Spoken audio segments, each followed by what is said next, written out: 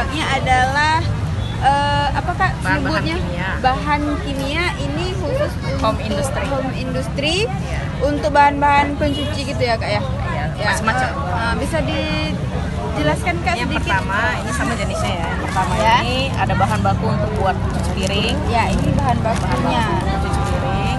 Ini yang udah kita racik semua. Tapi kita sebenarnya jual dan produksi dari bahan-bahan baku ini yang udah diracik. Kalau misalnya ada orang yang nggak sempat, kita sediakan yang racikannya. Berarti menjual bahan baku dan racikannya juga? Iya, tapi lebih fokus ke bahan baku. Oh, betul. Fokusnya di bahan baku. Ini apa aja Kak? Ini ada sabun untuk softener pakaian.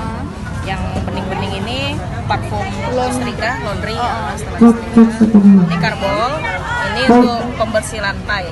Supermel, yang ini bahan kit untuk kebutuhan housemate.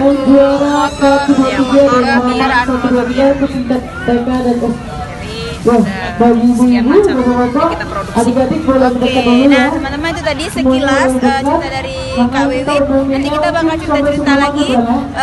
Teman-teman ikuti terus liputan kami di channel YouTube kami. Oke, terima kasih.